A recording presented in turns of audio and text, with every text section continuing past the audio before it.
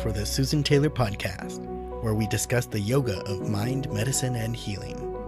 Author of Feeling Good Matters, Sexual Radiance, and the Vital Energy Program, Dr. Taylor imparts authentic knowledge and practical tools that inspire, educate, and empower us to be a healing force for positive change. So join us and take your life and our planet to the next level.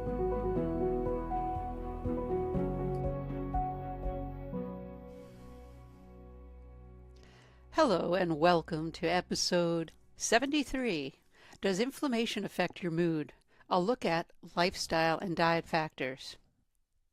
If you're struggling with feeling the blues or feeling anxious, research continues to say that our gut may be a place to look for a solution. In today's podcast, I'd like to discuss the gut-brain connection, inflammation on your brain and behavior, and give you a starter kit to start feeling good. Have you ever experienced fatigue, brain clouding, flat mood? We may call it anxiety or stress. And modern practices might even say take a prescription pill or a potion to get rid of it all. But does that really solve the root issue? This usually is the common protocol that we find in modern day society. And although recently there has been some awareness, created to look at the underlying factors, there hasn't been much effort in looking at the individual as a whole based on working with individual biochemistry. But what do we know?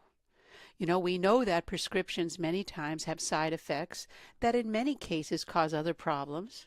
We also know that a one-size-fits-all strategy really goes against the intelligence of the organism in question, because the root cause is so unique to each one of us that it really needs to be taken into consideration.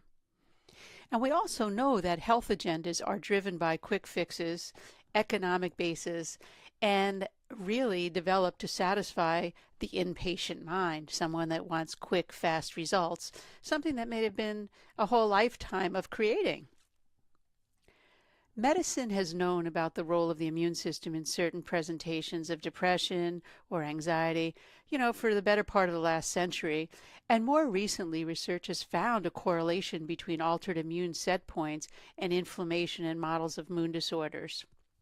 They call it the sick behavior, and there's a controversy on that, so I'm not going to get too far into that. But although we have a correlation between mental function and immune function, there is a correlation for sure. It is, as I just mentioned, controversial. We know that 70% of our immune system mechanisms are largely housed in the gut, and that interplay between the gut and the brain is so complex and profoundly important that we really need to be looking at it. And science is doing that. They're exploring what is that connection.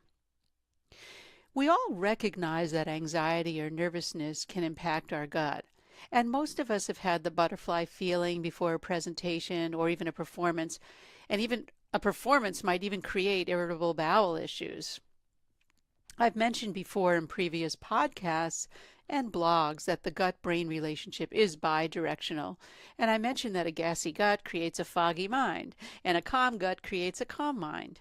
It works both ways. I've also mentioned that the vagus nerve is a primary conduit of information, and that inflammatory markers are the vehicles traveling this bidirectional highway. So when I work with new clients, we work with breath. Scientists have studied the protective effects of severing this nerve with animals and that are exposed to gut-related toxins, and they found that it normally can cause depressive symptoms. So that's where they get that correlation with, in this case, depression. But let's take a look at inflammation. If we just take a sidetrack here for a minute, because we're talking about inflammation. Inflammation is the body's response to an injury, and it works to heal wounds, but it also plays a role in some chronic diseases. It's the body's way of signaling the immune system to heal and repair damaged tissue, as well as defend itself against any kind of foreign invaders that come in to the body, such as viruses and bacteria. So what does inflammation do? Once inflammation is active, it's highly self-perpetuating. These inflammatory cytokines travel through the body, causing oxidative stress to the fragile machinery of the tissues of our mitochondria. The mitochondria are our powerhouses. So in the brain, inflammation serves to really change the chemical pathways of neurotransmitters, causing possibly anxiety-provoking chemicals. It's been suggested that as we age, the levels of these inflammatory chemicals, which I called cytokines, within the body increase.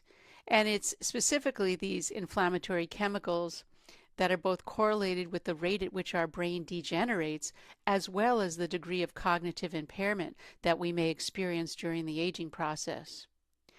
In a report published in the Journal of Therapeutic Advances in Chronic Disease, Yale researchers described in great detail the mechanisms relating to inflammation, to progressive damage in the brain, as well as what happens to the brain performance during these processes. It's quite a report if you want to look that up. In addition, they speculate as to how these understandings of brain degeneration might relate to creating further therapeutic interventions. What we do understand today is at least one very important mechanism that relates lifestyle choices to inflammation, and therefore to brain inflammation, specifically to cognitive decline. And much research has focused on the important role of elevated blood sugar, for example, as it relates to the process. And if I put it in a simple statement, even mild elevations of blood sugar over time increase the ability of blood sugar to bind the proteins. It's a process called glycation. And when the protein becomes glycated, again, as a consequence of persistent blood sugar elevation, it dramatically increases the production in the body of inflammatory chemicals. And what happens is it directly relates to the brain decline. And there was some great work done by Jeffrey Bland, who's a biochemist, who really set that motion going with glycation in the brain. So the focus of the report really brings to our attention the fundamental role of inflammation in brain degeneration. And with that said, one of the most important critical lifestyle changes you can make today, right now, to reduce inflammation is to make dietary changes to reduce your blood sugar. And people are aware of this now. What happens is it leads to a reduction of glycation, which will pave the way for better brain health and functionality, as well as resistant to age-related decline. As we gain more insight on how inflammation affects the brain, it is becoming increasingly clear that there's a surprising specificity on the impact of inflammation and behavior, and it's apparent to the neurocircuits and neurotransmitter systems. It's a very complex system, but it's something that research has really uncovered for us. Because in terms of neurotransmitter systems involved, inflammation reduces the availability of our neurotransmitters like serotonin, as I mentioned, dopamine, and norepinephrine. I mentioned them as mood neurotransmitters in general, but these are our main three. They're called monoamine neurotransmitters. And they're all used to regulate our moods as well as other functions, of course. So let's turn now and look at the cause of inflammation. And it does stem from many sources, including the hallmarks of our modern American lifestyle. And as I mentioned, sugar in the form of fructose and sucrose spikes insulin and triggers the release of inflammatory cytokines. And as I mentioned earlier, it forms advanced glycation end products when it binds to proteins, and then it oxidizes lipids, which form in the cell and mitochondrial membranes, causing them to become dysfunctional. We also have chemicals in our daily lifestyle, pesticides, environmental pollution from industrial waste. We also have hormonally modulating plastics, as well as when people put pesticides on their lawn because they don't want to have a mosquito or something that they're worried about, they're also hormonally modulating chemicals. Fire retardants, even cosmetics and household products. What these additives do is they stimulate our immune system to various extent, and they actually disrupt the optimal production of energy on a cellular level, and making our vulnerable tissues, like the thyroid gland, for example, start to break down. We also have pathogens and the herbicides. They're designed to kill, and they actually do. Fungicides, adulterated grains. Notice I don't say gluten grains because when gluten is adulterated, it becomes a problem, not in the natural grain itself. And also genetically modified foods. What they do is they promote intestinal permeability, which changes our intestinal flora, and you may see it as gut flora, and that facilitates growth of pathogenic bacteria, yeasts, fungus, which keep our immune system in a state of alarm. We also have stress, and that's broadly defined, and it represents really the ultimate link between our hormones and inflammation, because stress, whether it's psychological or physiologic, it triggers the release of cortisol. That's just one hormone, and cortisol helps to mobilize the blood sugar so that you could run efficiently and effectively from that tiger that's chasing you. It also acts as a systematic immune suppressant, lowering the levels of a molecule called secretory IgA, and that's an important bodyguard of the gut mucosa. So cortisol and insulin are like stress response sisters, and high cortisol states will also contribute to the insulin resistant, or high insulin and high sugar while in the cells, keeps them really starving. So insulin protects our fat storage. In other words, it inhibits lipolysis, or the breakdown of fat. And that's where we get the metabolic syndrome, etc., and all the things related to that. And it actually changes testosterone and estradiol levels, contributing to states of estrogen dominance while also increasing DHEA, all of these terms. These are all hormones related to our sexuality and, testosterone, estrogen, estradiol, and also the androgens to fuel that process. That's where you get, acne, hair growth, agitation, all of that from the androgens. So cortisol also inhibits the conversion of storage thyroid hormone to its active state. Very interesting if we have too much stress. And what is stress? As I always say, a perceived threat. And if we learn to relax, remain calm, train ourselves in, say, meditation, for example, we can start stepping back and looking at what that really looks like. So I said cortisol from stress really inhibits the conversion of storage of thyroid hormone to the active hormone, and it leads to states of hypothyroidism, even with normal looking laboratory results, believe it or not. So where do we begin to activate our healing force? Well, here's the good news. When we approach illness like anxiety or depression, it is viewed as complex. It's a non-specific symptom. Each person is so unique, but it does reflect a state of bodily disharmony, and of course disharmony within the mind. Because it isn't that you're born with bad genes or low serotonin. I mean, you may have something that's not normal in the beginning, but it's not that we're created that way. It's far more likely that we're experiencing an unhealthy inflammatory balance driven by cortisol dysfunction, for example, and stemming from a compromised gut. And lifestyle is very, very important, as I mentioned. We could come at modifying our system, putting it back in balance from many angles. We can use medical input, of course. We can use pharmaceuticals. We can also use lifestyle changes. You have to think about how you want to create the strategy for that. And I work with people one-on-one on creating that strategy by incorporating all factors so that we can live in the world in harmony and balance and enjoy our life. But here's a basic starter kit. I always say meditate. The effects of relaxing the nervous system with 20 minutes of meditation daily is a great goal to aspire to.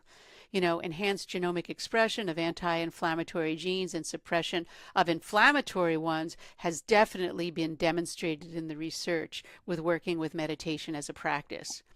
I also suggest movement. Movement is one of my primary recommendations. It actually gives you such cardiovascular benefit, and it enhances our mitochondrial health because it pulls the system in motion to create space that's needed for optimal functioning. It gets our respiration moving, but I always combine movement with breath. Then we have diet, one of my favorite specialties.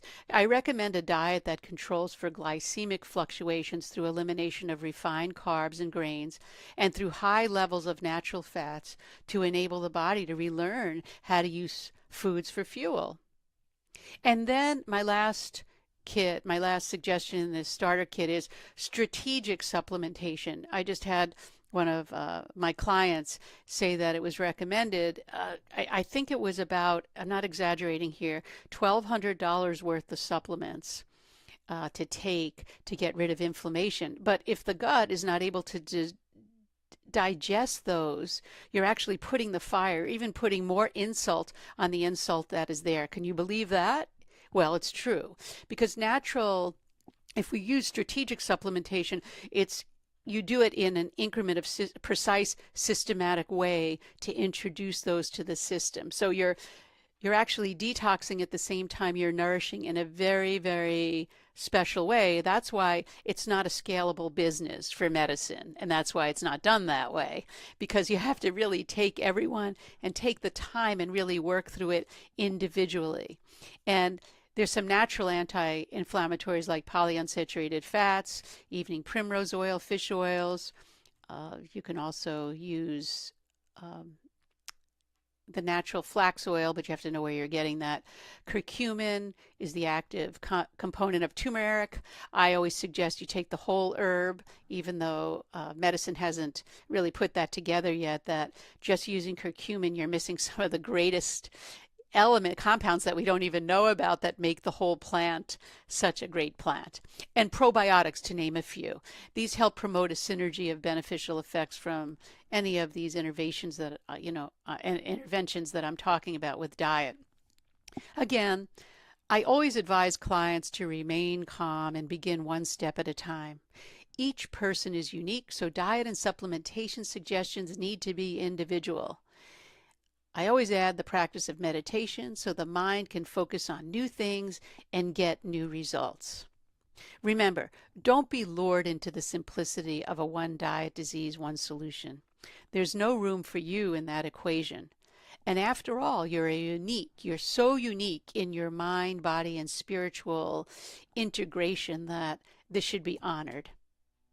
Well, that brings us to the end of this episode, and the Susan Taylor podcast does come out every week, and it's available on susantaylor.org, iTunes, Stitcher, YouTube, and other podcast formats.